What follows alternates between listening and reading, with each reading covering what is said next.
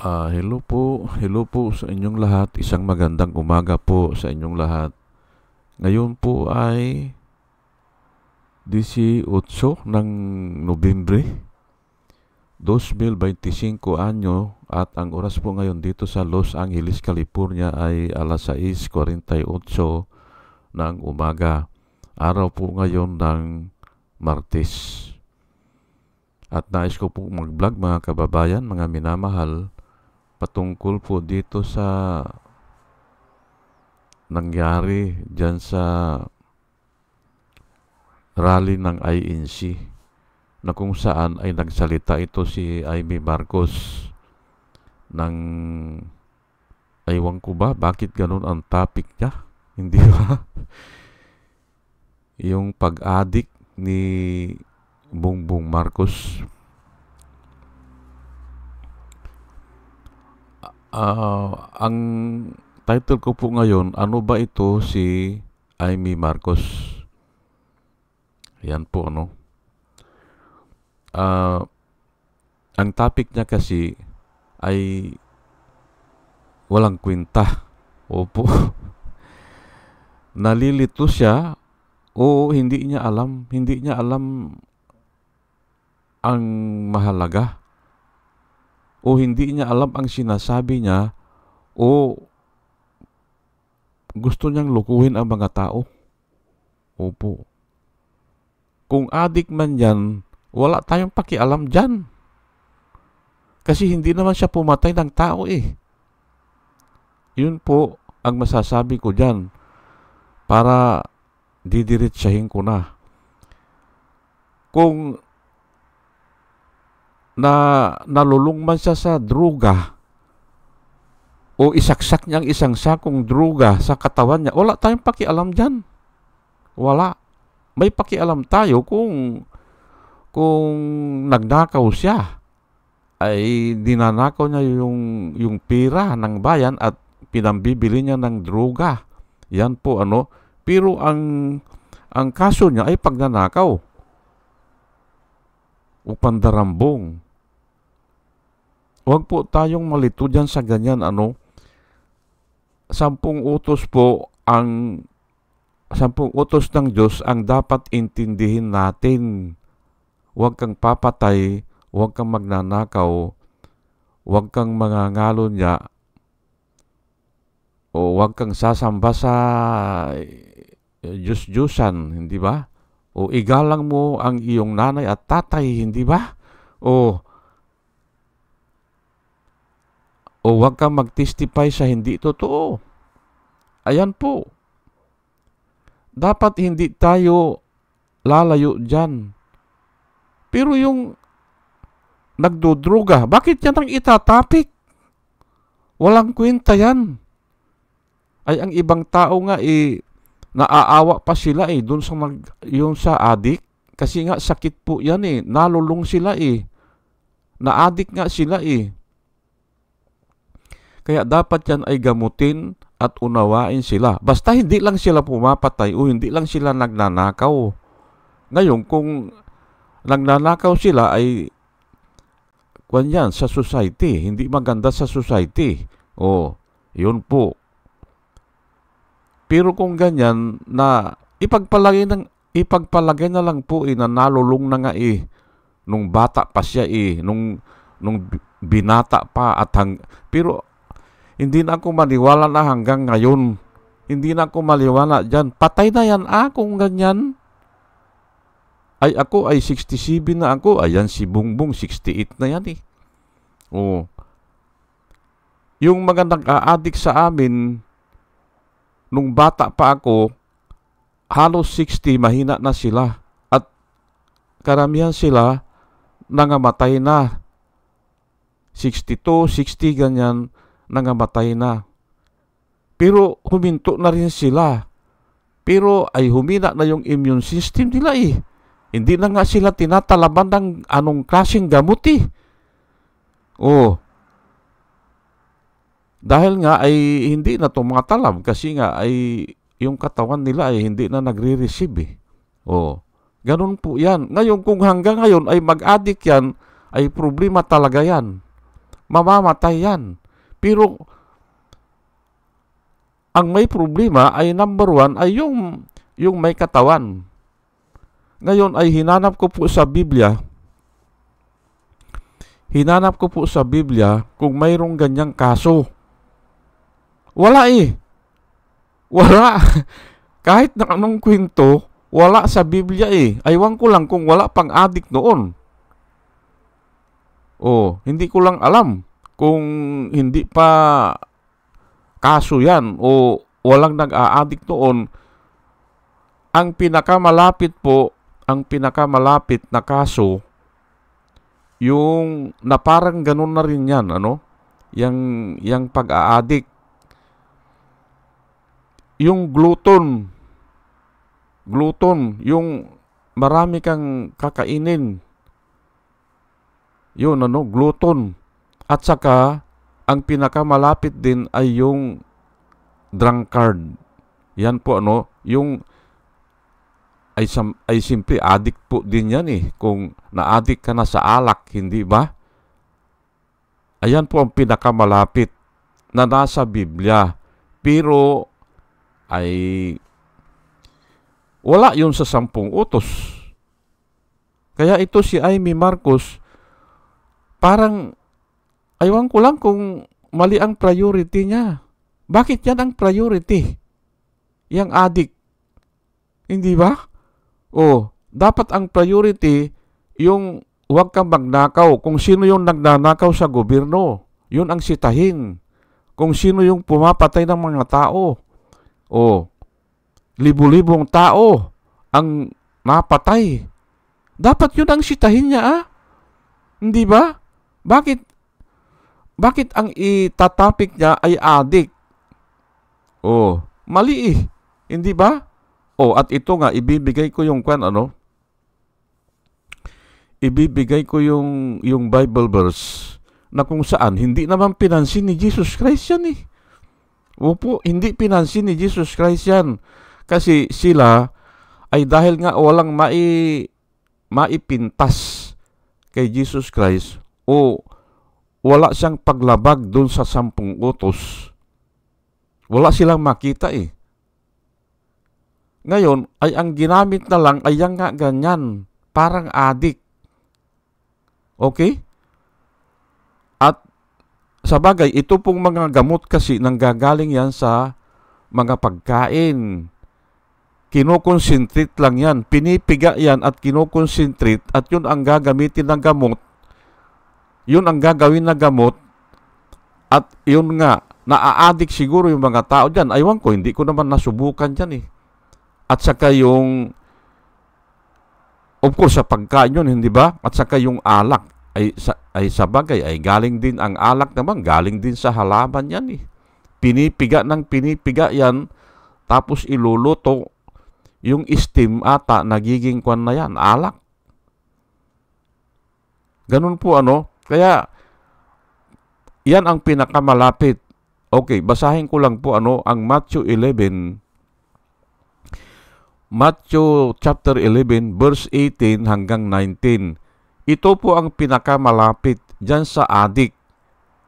Ulitin ko kinasuhan nila si Jesus Christ o pinipintasan nila si Jesus Christ kasi nga walang humpay ang pagkain o hindi nag-aayuno, hindi nagpa-fasting o kaya ay ito nga umiinom ng alak o gumawa ng alak o naandyan po Okay. Basahin na lang po natin para maintindihan natin. Matthew 11 verse 18 hanggang 19. For John came neither eating nor drinking. Si John the Baptist po ito. Yung front runner, hindi ba? Si John the Baptist kasi siya ang itinalaga ng Diyos para siya ang front runner. Siya ang mangunguna bago darating si Kristo. Siya ang magpapahayag na darating na ang Misaya. Front runner nga eh. O siya ang parang nung unang panahon ay isinisigaw yan eh, yung may darating o mayroong meeting ganyan, ang tawag sa amin dyan, impabando. Sa dialect namin, impabando. Sumisigaw yung tao sa gabi o yung bago maggabi, nasa bahay na yung mga tao o isinisigaw na may meeting tayo sa ganito o may darating na bisita o sinisigaw yan. O kaya nung bata ako ay narinig ko, sabi nung sumisigaw, yung nga impabando ang tawag namin. Bando, alam ko bando yan eh. Sa Tagalog, bando.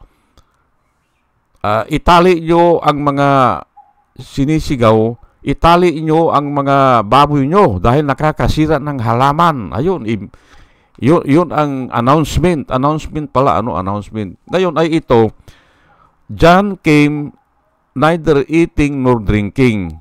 Opo. Wala eh. Ay hindi umiinom ng alak si Kwan eh. Si John the Baptist eh. At halos hindi rin siya kumakain. Dahil ang kinakain lang niya ay yung mga Kwan, mga tipaklong at saka yung honey. Yun lang ang kinakain niya.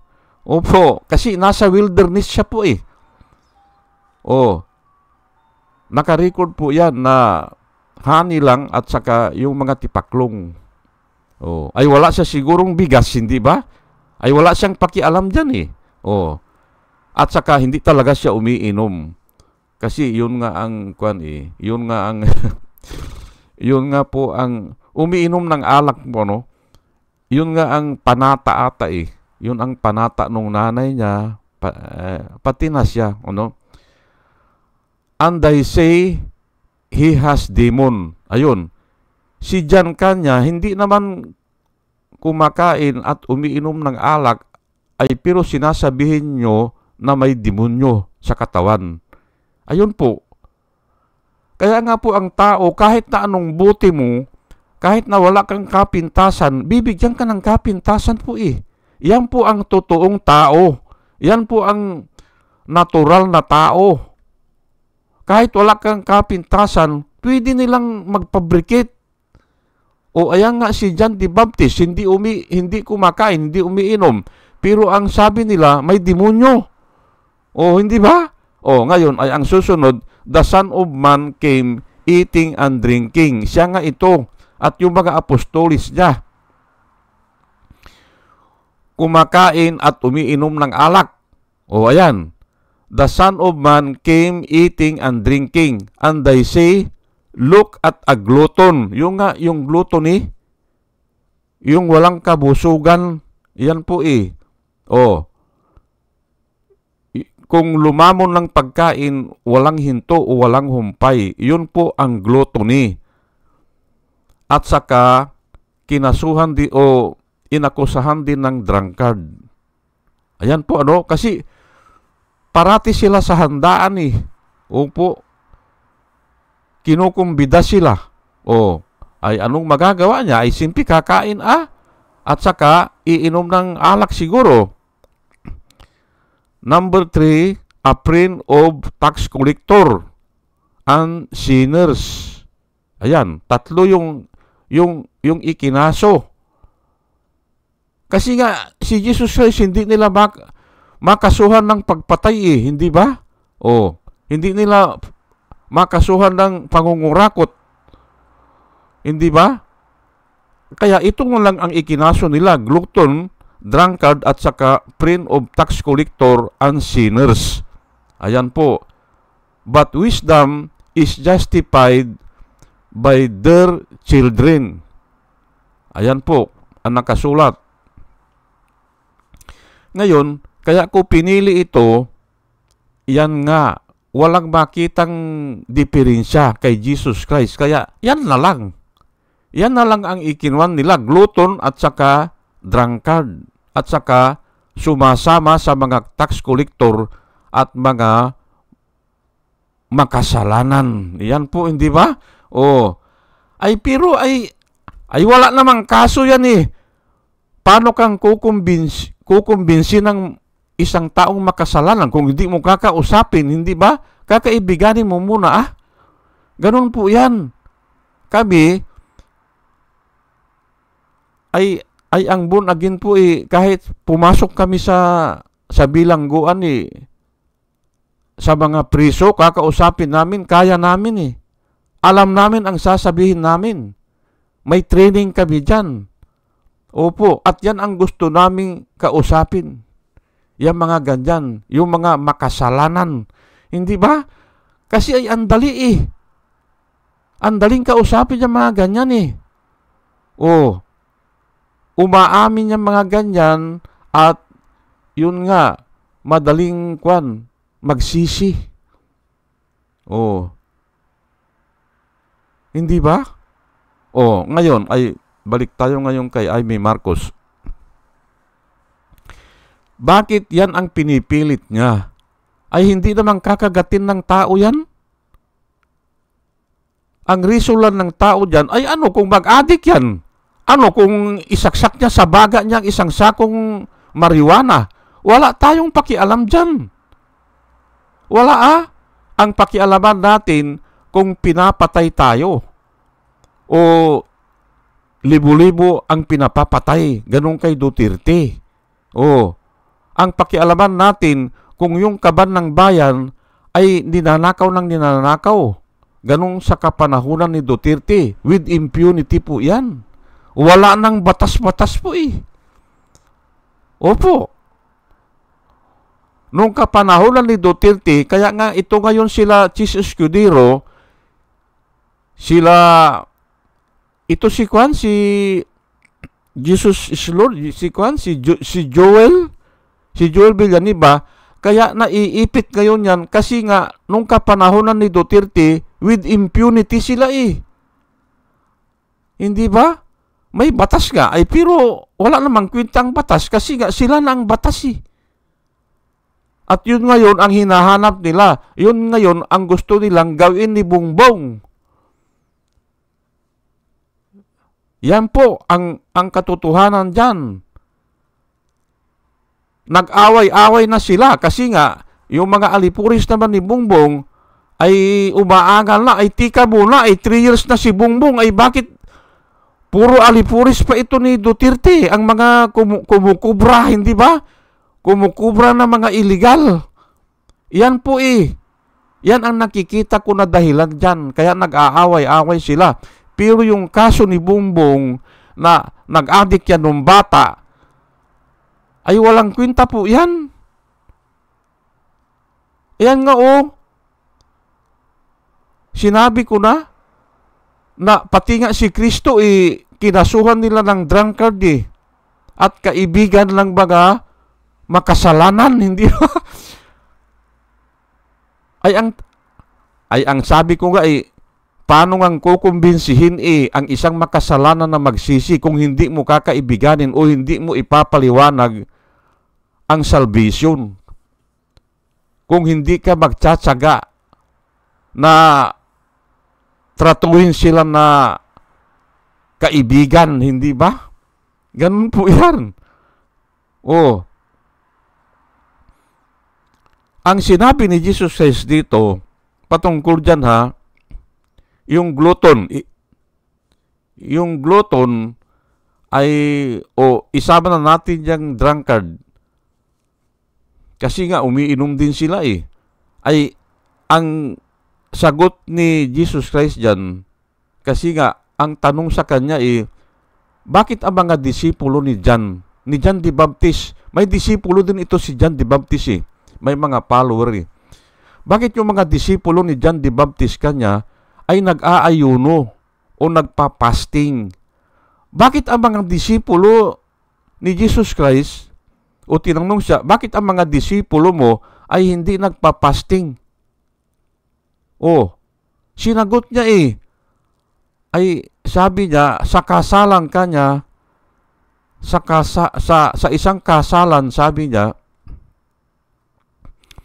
habang naandun yung ikinasal na lalaki, ano ba ang ginagawa ng mga abay, hindi ba? Yung mga abay, tinanong niya, ay yung mga abay kasi, ay, kwan yan eh, parang mga disipulo yan eh. Doon niya inihalin tulad.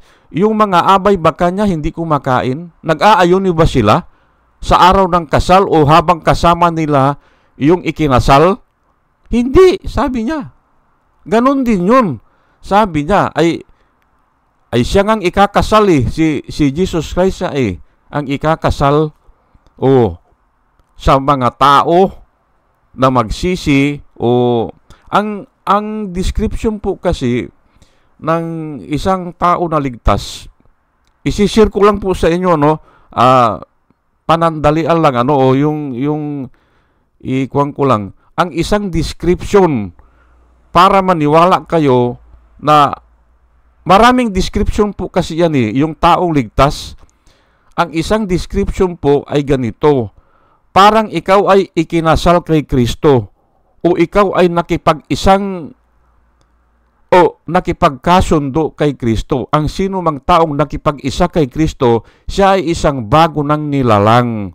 Ang lahat ay lumipas na, narito, lahat ay bago na. Yan po ang description. Kaya nga ito ay tinatanong ni Jesus Christ, nagpa-fasting ba kanya yung mga abay? Hindi sila mag-fasting yan, sabi nila. Hanggang kasama pa nila yung ikakasal o yung ikinasal.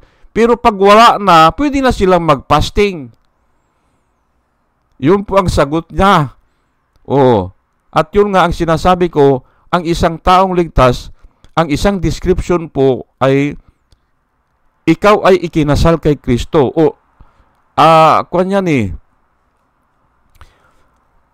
Mahirap ipaliwanag pero marami po yan. Kung 7 yan, 8 na description yan. Ang isang description ng isang taong ligtas ay ikaw ay napa-member by means of adoption. Inadapt ka ng Heavenly Father by means of adoption. Isang description yan. You are adopted son of God. Ayan po. Hindi po hindi yung appointed ay si Kibuloy naman, appointed son Mali po yun. Adopted son. We are adopted. Kaya nga, brother natin si Jesus Christ. Ayan po. Ano pang isang description? Yung napasama ka sa isang corporate family ng God. You are a member of a corporate family of God. Dalawa lang yan kasi isa ang ligtas at saka isa ang hindi ligtas. Napasama ka doon sa corporate family of God. Ano pang isang description? Ang isang description ng taong ligtas ay yung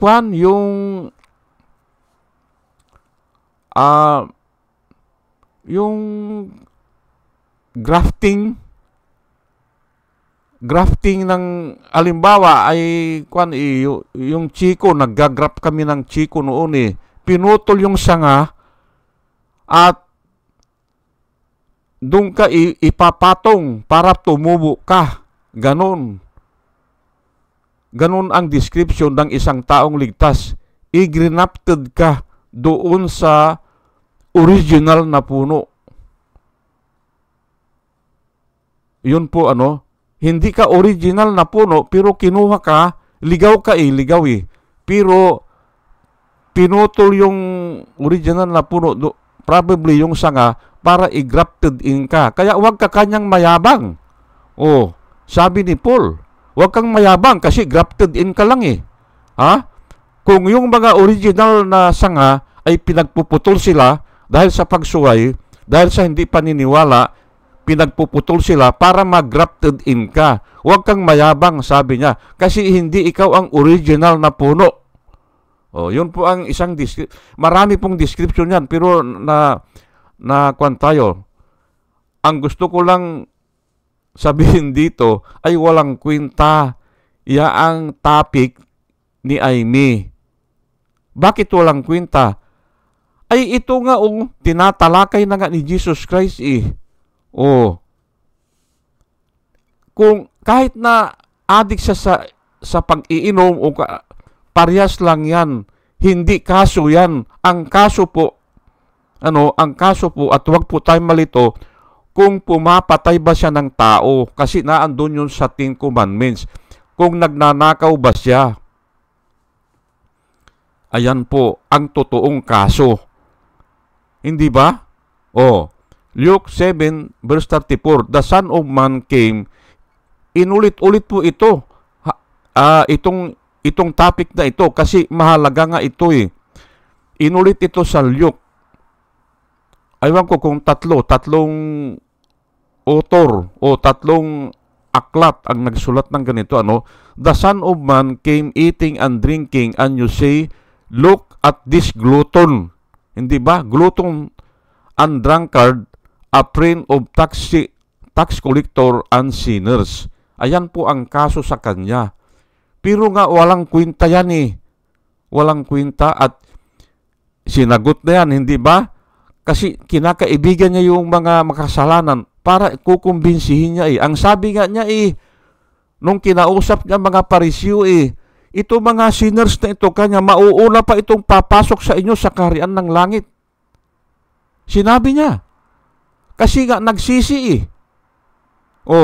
Mauuna pa itong papasok sa inyo. Ang sinabihan niya, yung mga pari ha? O yung mga Pariseo noon? Mauuna pa ito, kanya napapasok. Kasi nga kung nagsisi ka na, hindi ka nalilitisin eh. Hindi ka nalilitisin. Pronounced not guilty ka na. You are clean. Although your sin is as red as the blood, it will be made whiter than the snow. Ayan po. Clean ka na eh. Ay bakit naman kakasuhan ka na naman at di double jeopardy po yan, hindi ba? Double jeopardy po yan. Kung nagsisi ka na at pinatawad ka na at kakasuhan ka na naman sa wakas ng panahon, hindi po. Hindi nalilitisin. Tatayo ka na lang as a prosecutor or a witness or a judge. Aywan ko lang kung papaano kang tatayo as a judge. Parang hindi ko alam kung i-disseminate lang eh. Parang ganun eh. Ngayon ay ang sinasabi ko po dito, nagkakamali ito si Amy Marcos ng topic. Walang kwentang topic yan. At ayun na nga yung mga tao nag-report sa akin, yung kahapon, nag-report yung kababayan ko, sabi, hindi naman kanya pinapansin yan. Nanonood lang kami ng TV, pero hindi pa yan ang pinapanood namin, yung rally ng INC. Wala yan, walang epekto yan, sabi nila. Business as usual. Wala. Ay kaya nga, hihinto na daw sila eh. Pangatlong araw, hihinto na sila. Ay, magiging tanga-tangaan.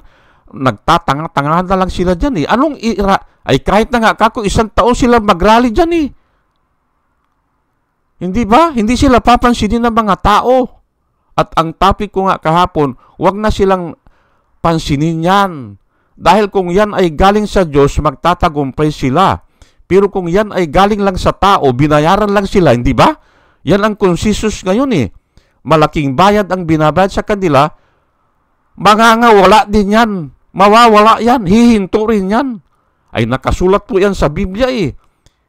If their advocate is coming from God, we will find ourselves fighting against God. Pero kung yan ay galing lang sa tao, galing lang yan kay Sara Duterte o sa mga Duterte, binabayaran lang sila ng bilyon, ay mawawala din yan, hindi ba? Wala yan.